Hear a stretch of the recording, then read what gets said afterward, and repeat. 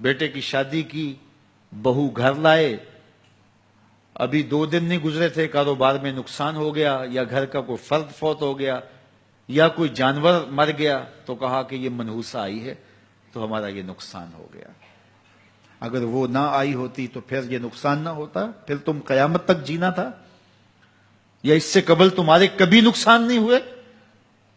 تمہارے گھر کے اندر بیٹیاں موجود ہیں، یہ بھی کل کسی کی بہو بنیں گے، اور ان کا بھی کوئی نقصان ہو سکتا ہے، اور یہ بھی منحوسہ قرار دی جا سکتی ہے۔ پھر تانو تشنی کے تیر جو ہے وہ اس کے اوپر لگائے جانے لگے۔ کتنی زیادتی ہے، کتنا ظلم ہے، کسی کا دل توڑنا، کسی کا دل دکھانا، کسی کو منحوس قرار دے دینا۔ از خود تمہارے پاس کیا سند ہے؟ تمہیں الہام ہوا ہے؟ کیا حجت ہے، کیا دلیل ہے تمہارے پاس کہ کسی کو تم نے منحوس قرار دے دیا؟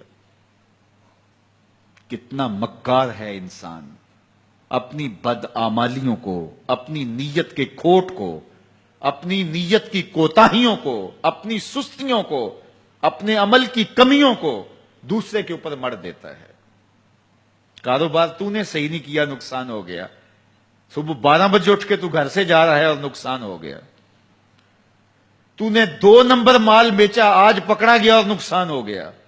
تم نے ٹیکس نہیں دیا، تم نے زکات نہیں دی، تم نے دروازے پہ کھڑے ہوئے سائل کو جھڑکا، نقصان ہو گیا۔ یہ تمہارے پاپ ہیں جو مصیبت بن کے تمہارے سامنے آتے ہیں۔ یہ تمہاری بے تدبیریاں ہیں، تمہاری ناحکمتیاں ہیں، یہ تمہاری بے احتیاطیاں ہیں، یہ تمہارا تکبر ہے، یہ تمہارا غرور ہے، یہ تمہارا عجب ہے، یہ تمہاری ریاکاری ہے، یہ تمہاری خیانت ہے، یہ تمہاری دھوکہ بازی ہے، یہ تمہارے قلب کے اندر چھپی ہوئی نفرت ہے، جو آج تمہیں مصیبت بن کے جس کا سامنا کرنا پڑ رہا ہے۔ یہ تمہارے اندر کے عیب ہیں جو مجسم ہو کے تمہارے سامنے آئے ہیں۔ اللہ تعالیٰ نے قرآن مجید میں ارشاد فرمایا وَمَا أَصَابَكُم مِّن مُّصِيبَةٍ فَبِمَا كَسَبَتْ أَيْدِيكُمْ، جو تمہارے اوپر مصیبت آتی ہے وہ تمہاری اپنی کرتوتوں کی وجہ سے آتی ہے۔ بیماری آئی تمہارے پرہیز نہ کرنے کی وجہ سے آئی، بیماری آئی تمہارا زیادہ کھا لینے کی وجہ سے آئی، بیماری آئی تمہارا نامناسب غذا لینے کی وجہ سے آئی، بیماری آئی وقت پہ سوئے نہیں، وقت پہ اٹھے نہیں، تم نے کسی سے زیادتی کی، بیماری تمہاری بدعمالیوں کی سزا ہے، مصیبت کا آنا، تکلیف کا آنا تمہاری بدعمالیوں کی سزا ہے، اور منحوسہ یہ خاندان کی خاتون ہے۔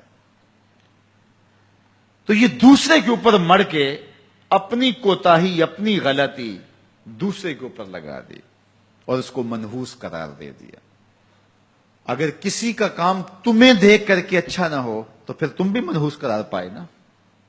اگر آج تم کسی کی بہن کو، کسی کی بیٹی کو منحوس قرار دیا ہے اور خاندان کے اندر اس کو منحوس مشہور کر دیا ہے، تو اگر کوئی یہ مشق تمہاری ماں پہ کرے، تمہاری بہن کو منحوس قرار دے دے، تمہاری بیٹی کو منحوس قرار دے دے، تو تمہارے دل پہ کیا گزرے گی؟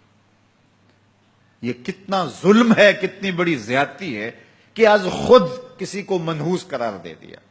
کوئی منحوس نہیں ہے، کوئی لمحہ منحوس نہیں ہے، کوئی شخص منحوس نہیں ہے، کوئی وقت منحوس نہیں ہے، کوئی گھڑی منحوس نہیں ہے۔ مصیبت کا آنا، تکلیف کا آنا تمہاری بدعمالیوں کی سزا ہے۔ لیکن قرآن نے کیا خوب بات فرمائی، وَيَعْفُو عَنْ كَثِيرٍ، ابھی تو بہت ساری باتیں ہم معاف ہی کر دیتے ہیں۔ تم نے کوئی گناہ کیا، پھر تمہارے ہاتھ اٹھ کے ہم نے معاف کر دیا۔ تم نے کوئی گناہ کیا، تم نے صدقہ کیا، ہم نے معاف کر دیا۔ تم نے کوئی گناہ کیا، تم نے سجدہ کیا، ہم نے معاف کر دیا۔ تم نے گناہ کیا، تم نے وضو کیا، ہم نے سارے گناہ جھاڑ دیے۔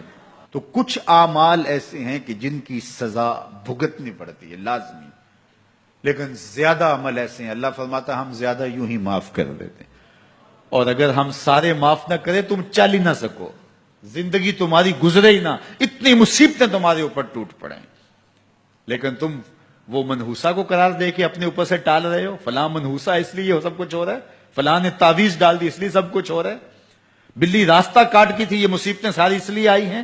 یہ تمہارے اندر کے عیب ہیں جو مجسم ہو کے تمہارے سامنے آئے ہیں۔